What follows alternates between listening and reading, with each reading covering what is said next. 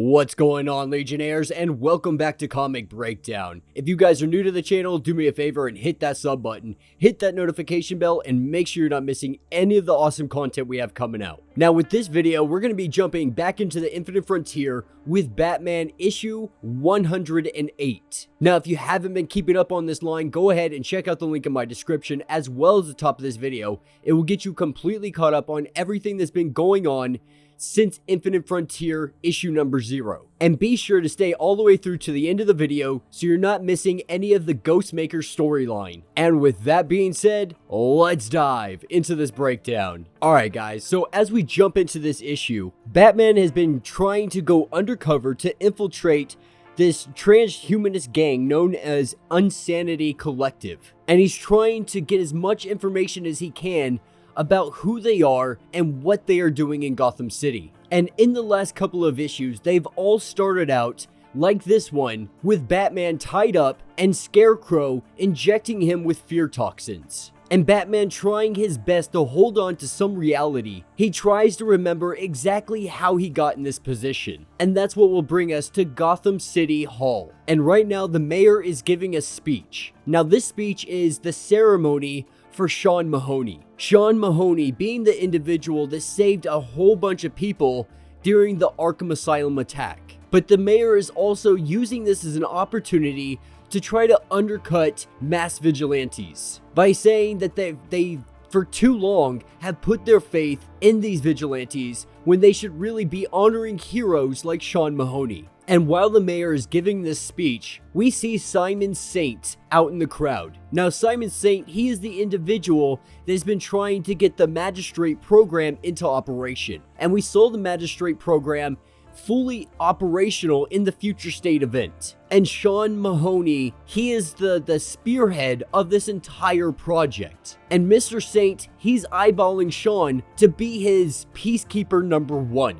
But this is the early stages. He's making sure Sean Mahoney doesn't have any skeletons in his closet. Most of his files, they burned up in the Arkham Asylum. And because of that, there's not much information on his work history. But Simon Saint's PR team, they're working on a backstory that will really help propel him to be the candidate, to be the eye that the people want. Now, back in the clock tower, we have Oracle watching this speech go on, having all of her cameras zoned in on everything going on. This is when one of the cameras catches a glimpse of Scarecrow out in broad daylight watching this speech go on, almost like he's waiting for something.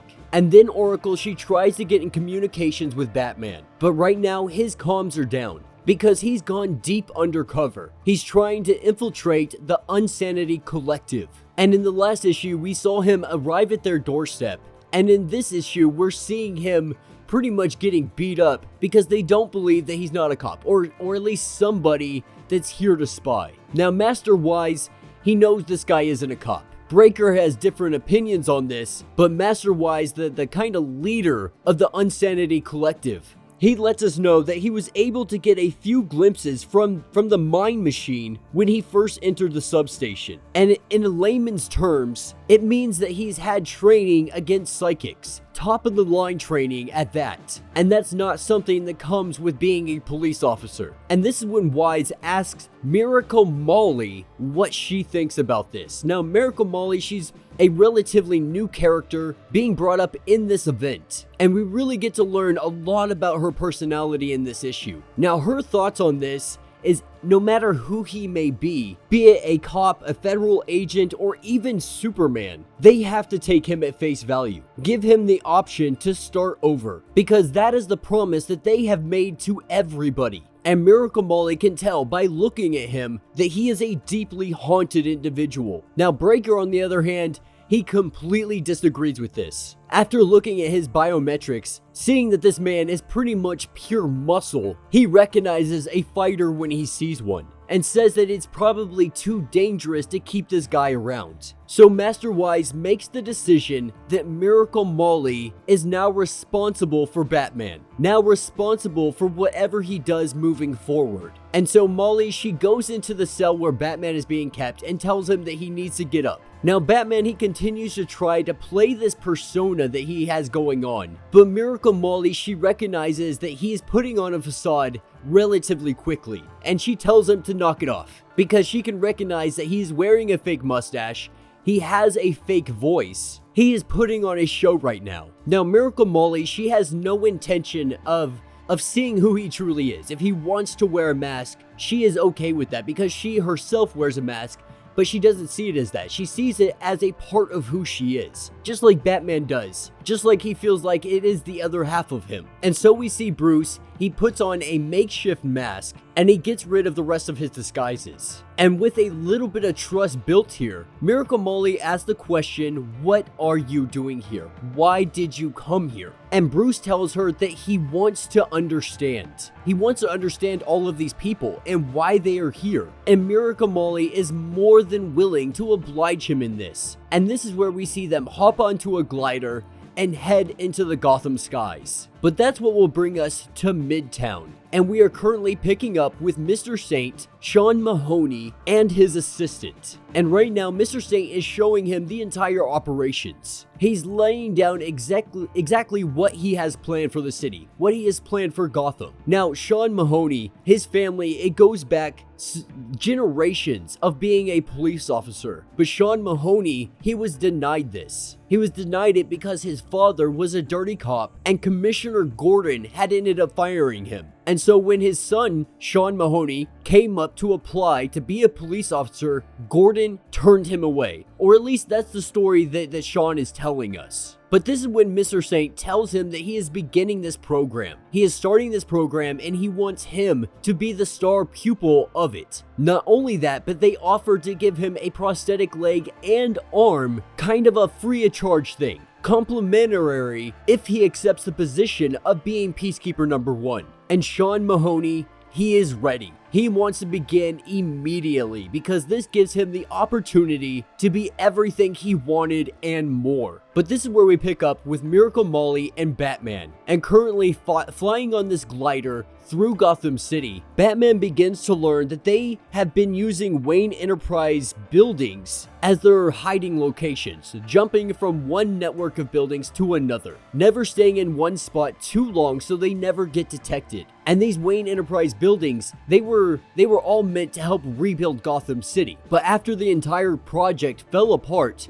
these skyscrapers were just left here, completely unfinished and abandoned. So it makes prime location for an organization, for a group like this, to be able to use as a safe haven. And this is currently one of their safe havens that they're landing in. And she refers to it as Gotham 2. And this makes Batman question, makes him ask her the question, is she happy living this kind of life? Living a nomadic life inside such a giant city. And she really starts to break down at least her philosophy on how she sees it and how Master Wise has taught her. And Mr. Wise, he says that happiness is the carrot society holds at the end of the stick. They try to get to you, persuade it as a way of control, when the truth is that happiness is always fleeting. If you stop chasing it, then you can enjoy it when it comes. And this is something that she believes in. Now Molly takes him to a workshop, her workshop to be specific, because she is the individual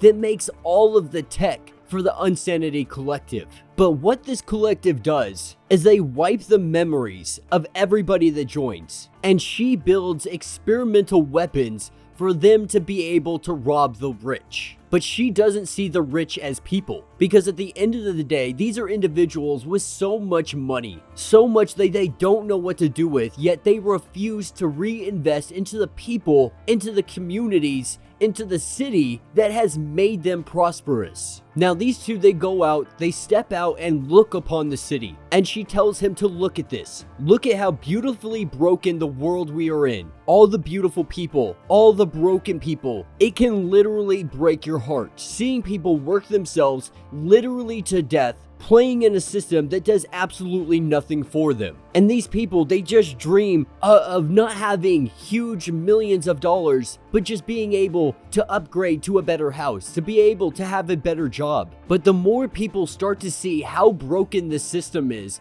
the more they are seen like outcasts. And Batman asks the question, what do you see the future looking like under the guidance of Master Wise? And her idea is that they embrace what technology can do to make them better, to make them more than themselves, more than they have ever allowed themselves to be. And she lets Bruce know that she watched footage of the person she was before she was hooked up to the machine and had her memory wiped. And what she saw was a scared, a desperate, a sad woman, not knowing anything about what she went through, but only seeing the expressions on her face, knowing that this desperation led her to this point, and she can only believe that it was for good reason. All she could see is the fear in her face. And she recognizes that the city right now, it is in a state of severe fear. But she calls him Batman because Miracle Molly has known this entire time that this is Batman. By the first time he stopped using a fake voice because she talked to him over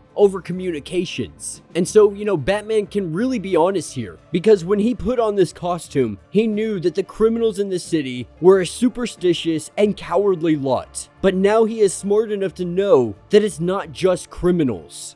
The world makes cowards of us all, too afraid to go down uncharted paths towards salvation. And she proposes the question to Batman, do you ever think how much stronger you could be if you would let go of your past? And could that version of Batman actually be able to save Gotham City? And on one of those rare occasions, Batman admits that he does not know. But at the end of the day, Batman, he came here for answers. He needs to find out who hired them to rob all of these media moguls, because he doesn't believe that they did this on their own. They're an organization that is seeking money, and Miracle Molly, she lets him know that they did get hired by somebody, because it seemed like honest enough work. No one was actually getting hurt, they were just stealing artwork. And the individual that hired them, they wanted to do this because they wanted to cause fear. And that individual that hired their organization is none other than Simon Saint himself. And this is where we see some amazing artwork where Sean Mahoney is going through the procedure of becoming Peacekeeper number 1, and we have Scarecrow and Simon Saint peeping through the windows. Now that's what will bring us to our Ghostmaker part of the story. And in the last issue, we had Ghostmaker landing on Devil Skull Island, going against Madame Midas, the richest woman in the world. And right now, he is trying to make his way through the jungles of this island to be able to get to her. Because not only is she there, but 5 of his top adversaries are also here. Now this issue picks us up exactly where the last one left off. And he's going against these robotic tigers with laser eyes. And to be able to combat these things, he transfers all the energy that he has stored up and throws it into his swords. Using this as a blast, he cuts off the heads of one of these robots, being able to break through its hide.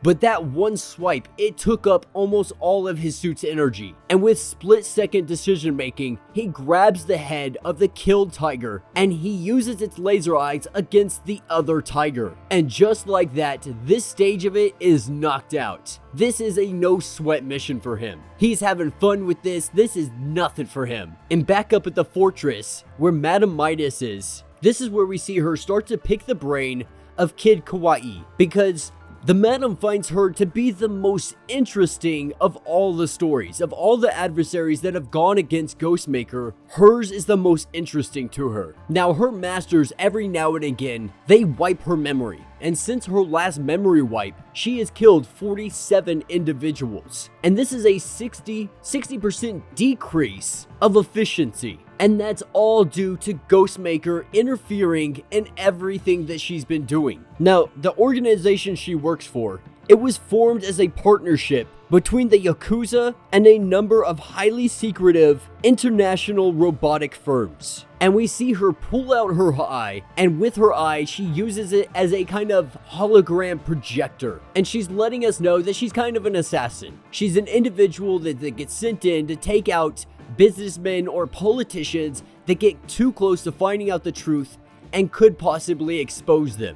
Now, this is where we see an individual come up to her and try having a conversation, but Kid quickly realizes that this is a hologram, a very good hologram. She has to dial in her eyes to like 800 pixels to be able to recognize it, but recognizes this to be a hologram, and this is when we see Ghostmaker. Now, Kid Kawaii, we see her kind of deform, kind of like the Terminator in Terminator 2, where he just melts in and breaks into different pieces. We're seeing multiple versions pop up, and this is an upgrade from her previous state, the last time that she fought Ghostmaker. But this is still absolutely nothing for Ghostmaker. He completely chops her up into pieces and uses the Eiffel Tower to electrify her. Now, he doesn't completely kill her because he doesn't want to.